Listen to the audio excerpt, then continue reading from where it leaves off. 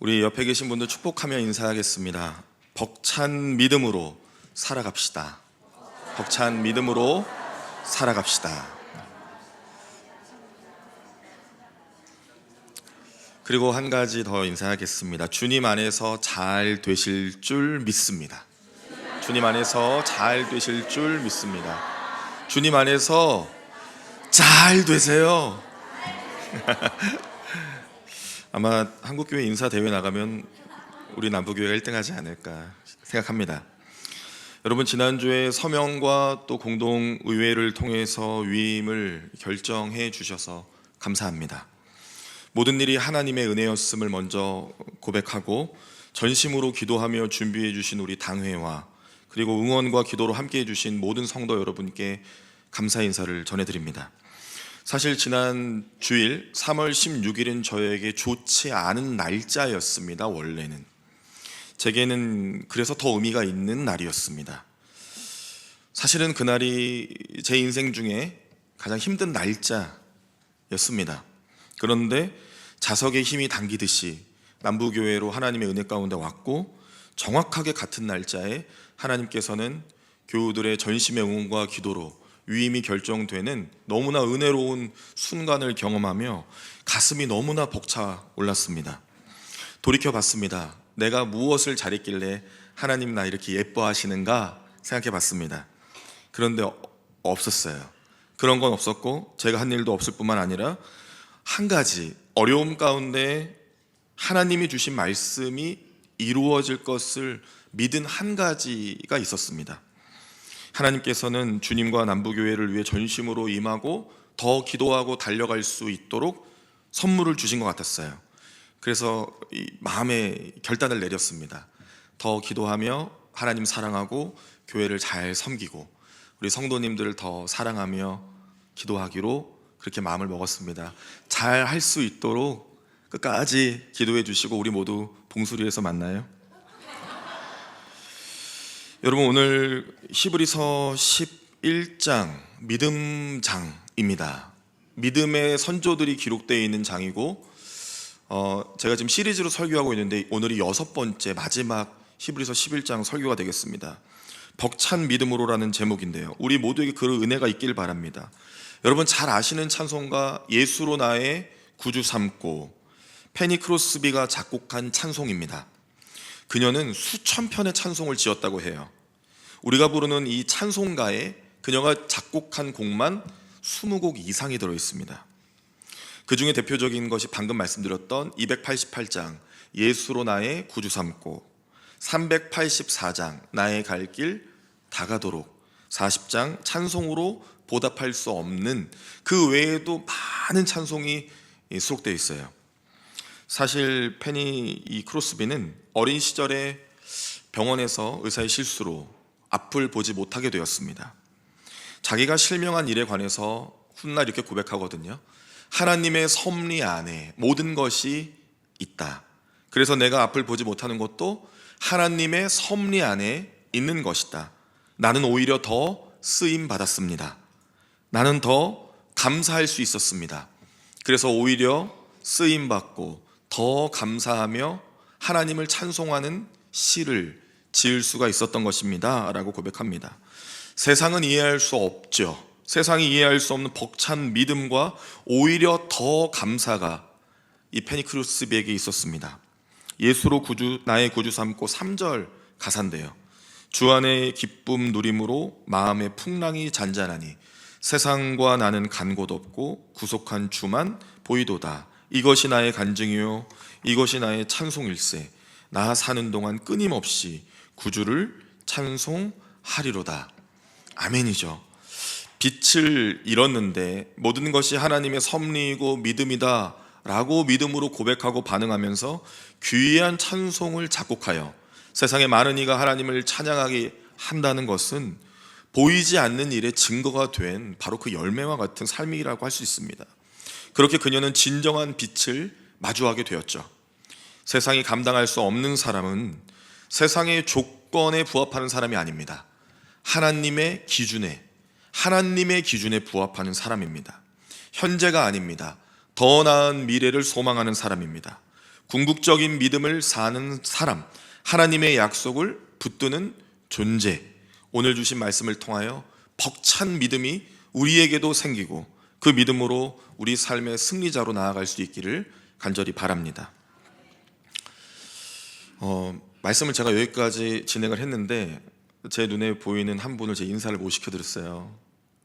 우리 은복선 권사님이 오늘 휠체어를 타고 오셨네요. 이 뒤에 계신데 몸이 많이 아프세요. 특별한 은혜가 우리 권사님과 가정 가운데 있기를, 그리고 또 우리 권사님을 위해서 우리 함께 또 기도할 수 있는 오늘 되기를 바랍니다.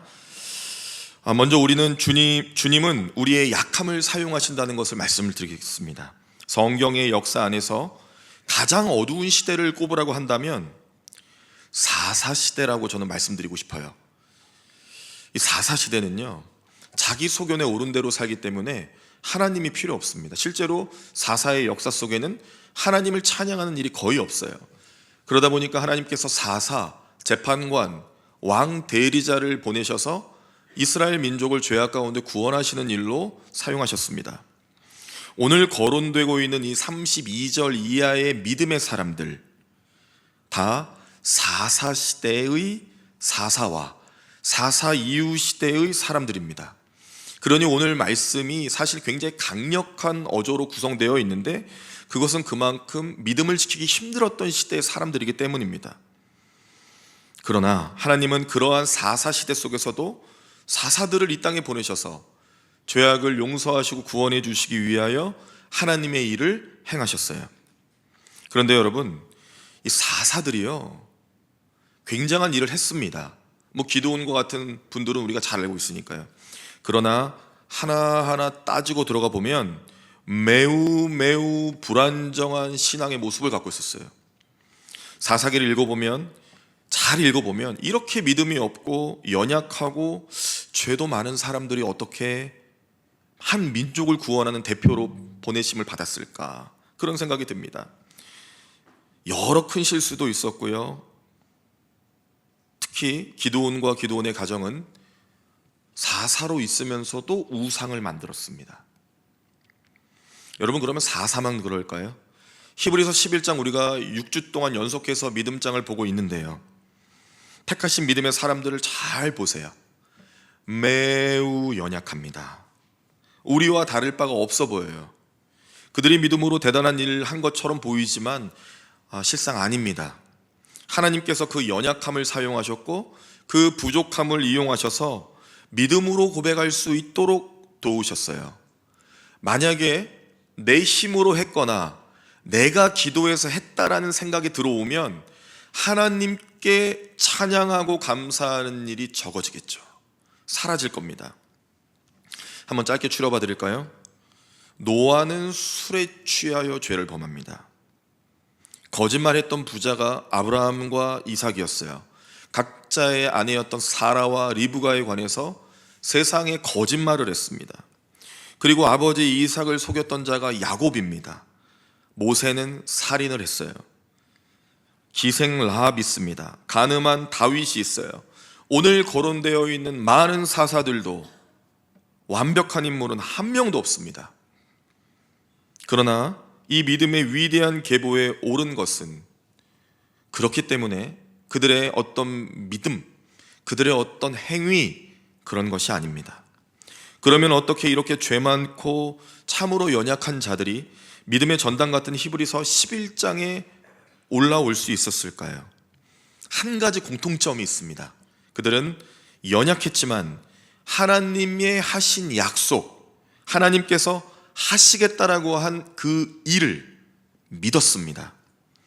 그 죄와 허물 가운데서도 믿음의 대표주자로 그렇기 때문에 성경에 기록될 수가 있었던 겁니다.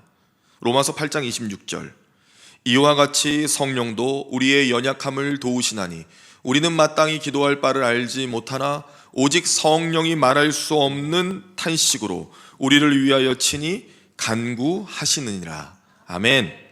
성령께서 우리가 연약하기 때문에 도우신다라고 말씀하세요. 우리가 기도할 수가 없는데 기도할 수 있도록 도우십니다. 하나님의 뜻을 인간은 알 수가 없어요. 그런데 기도하면서 성령이 우리의 연약함을 사용하여 도우셔서 하나님의 마음과 뜻을 알아가게 인도해 주신답니다.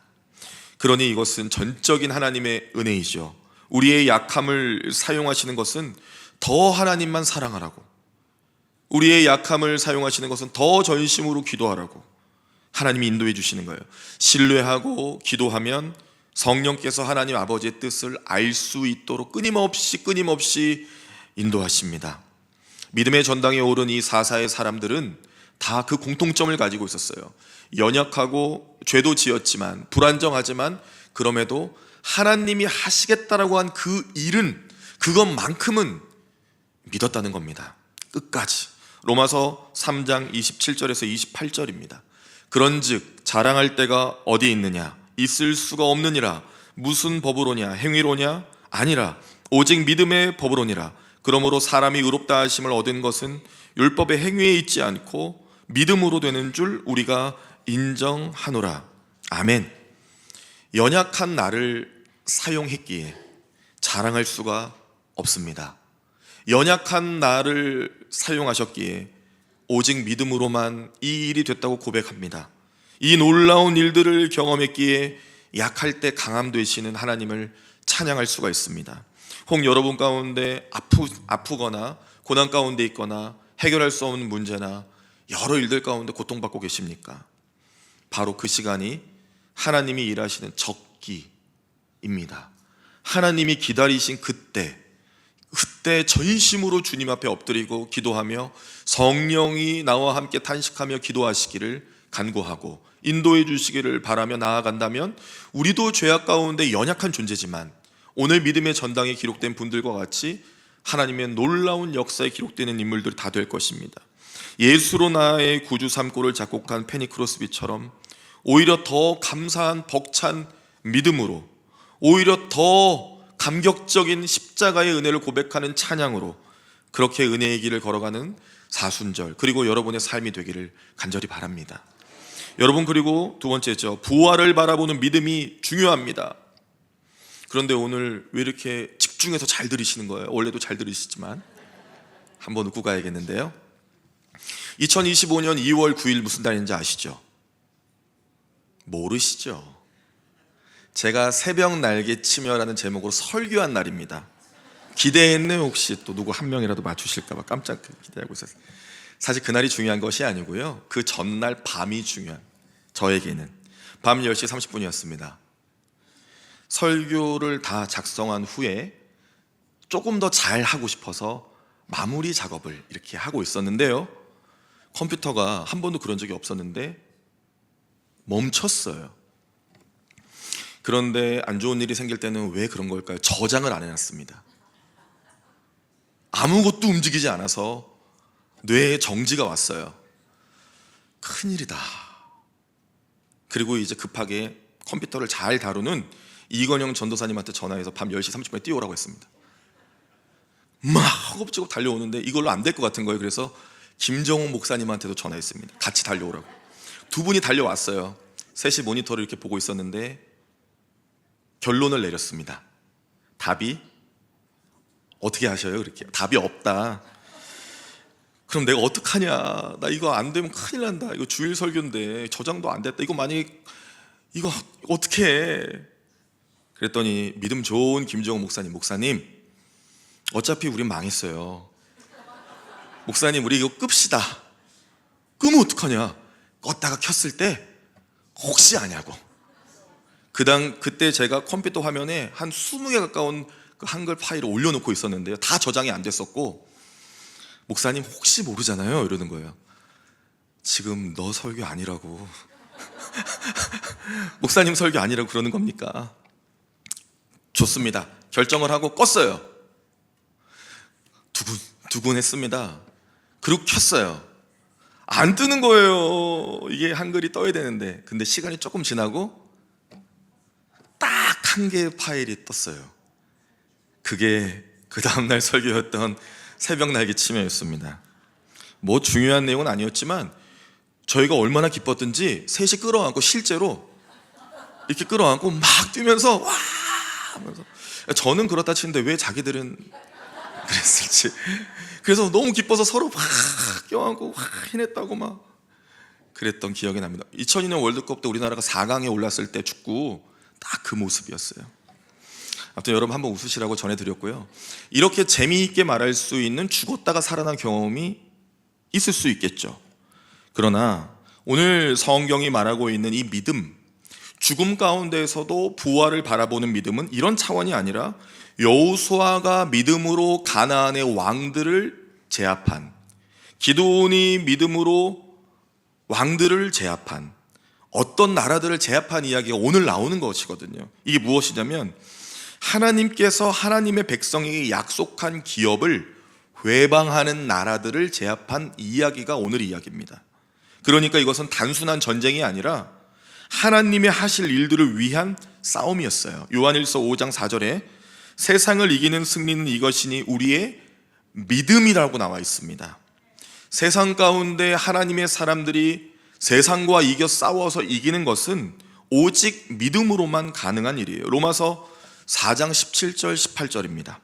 기록된 바 내가 너를 많은 민족의 조상으로 세웠다 하심과 같으니 그가 믿은 바 하나님은 죽은 자를 살리시며 없는 것을 있는 것으로 부르시는 이시니라.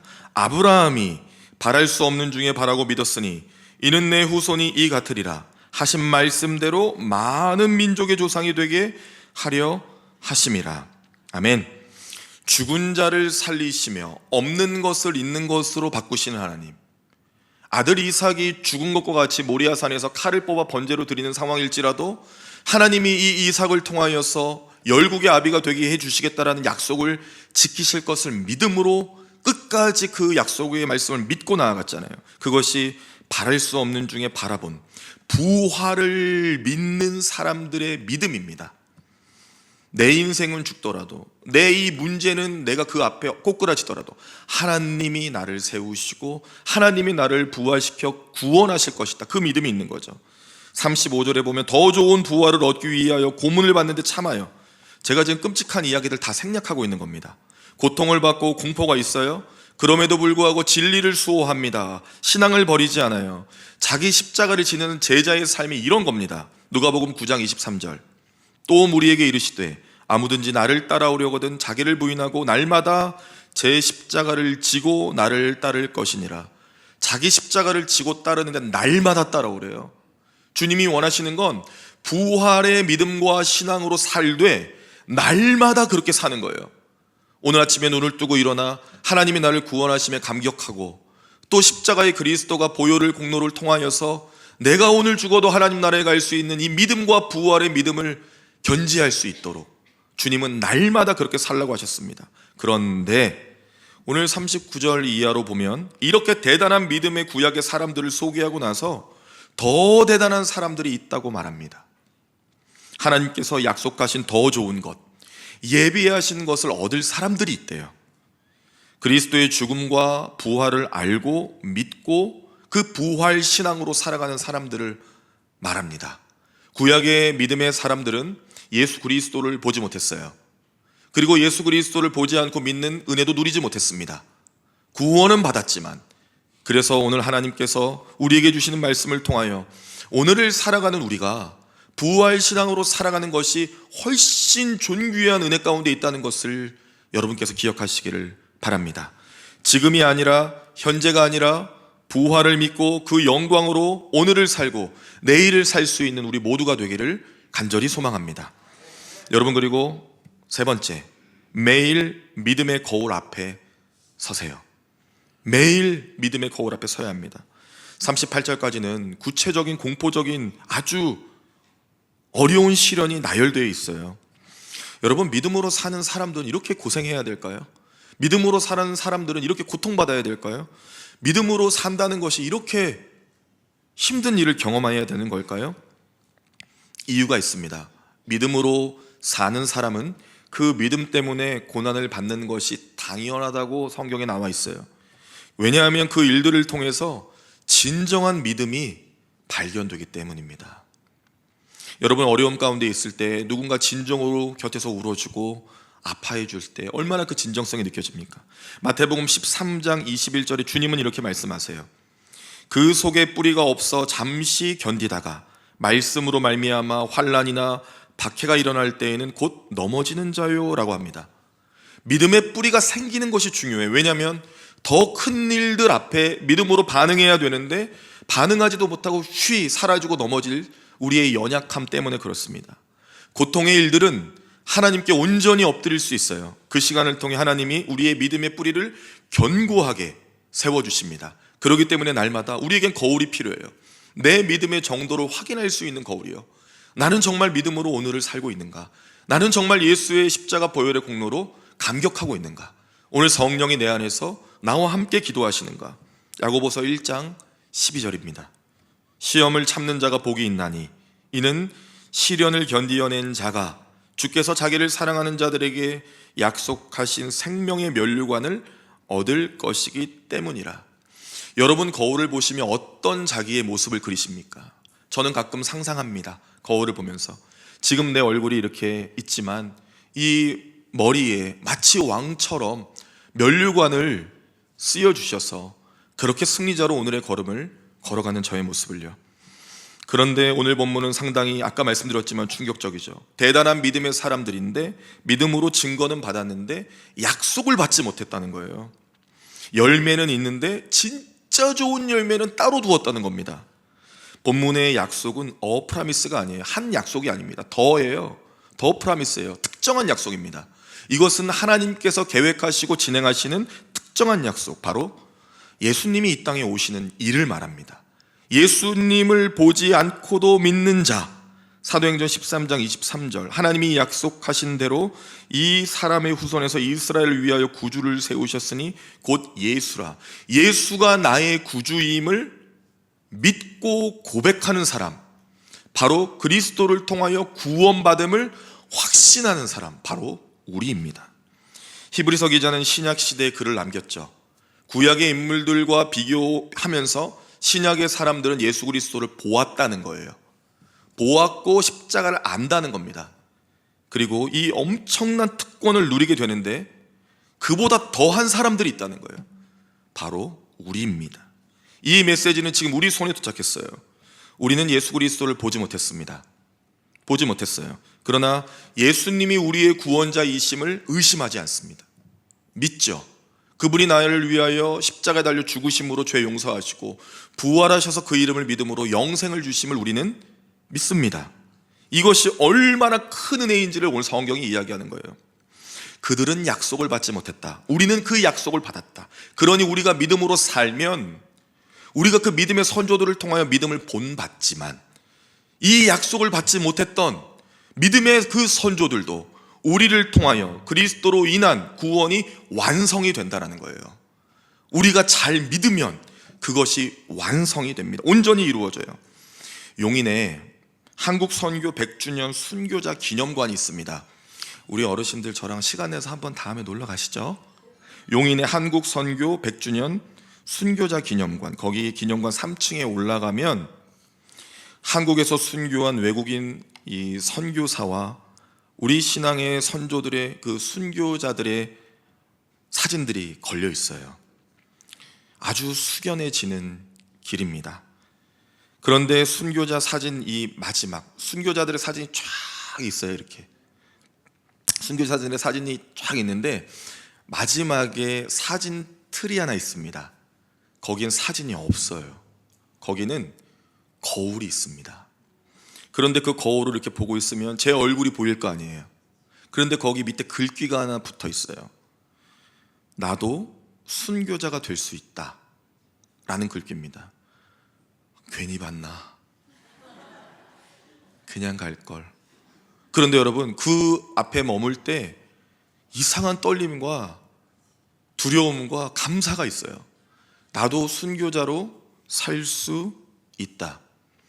하나님의 은혜로 오늘을 내가 정말 믿음으로 이 히브리서 11장에 기록된 분들과 같이 정말 나도 순교자로 살 수 있는지 그것을 묻게 됩니다.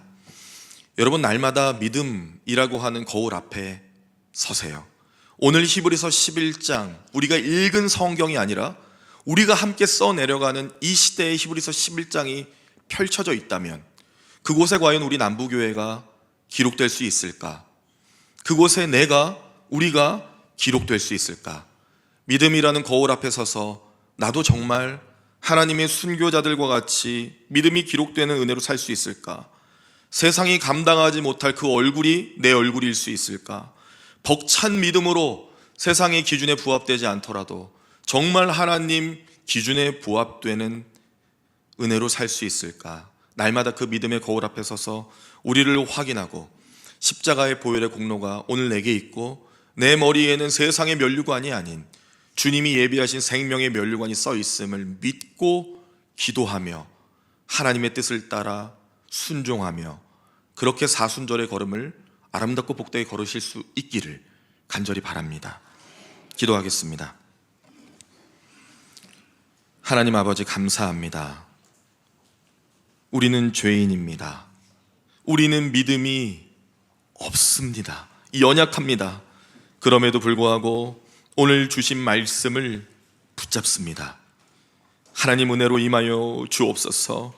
세상이 어렵고 어둡고 악하고 음란합니다.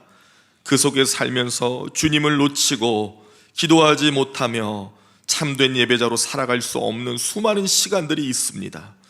하나님, 우리를 견고하게 붙잡아 주셔서 보이지 않는 하나님을 믿는 믿음을 주셨사오니 날마다 믿음의 거울 앞에 서서 우리 자신을 발견하게 하시고 우리에게 씌워주신 생명의 면류관을 바라보게 하시며 부활의 믿음으로 살아갈 수 있도록 은혜를 베풀어 주시옵소서. 벅찬 믿음으로 살아가게 하소서. 십자가의 보혈의 공로를 날마다 감격적으로 받아들이게 하시고 한 호흡 한 호흡마다 하나님께 영광을 올려드리며 하나님의 기쁨이 되는 인생 되도록 축복하여 주옵소서. 모든 말씀 이루어 주심을 믿음으로 감사드리며 예수님의 이름으로 기도합니다. 아멘.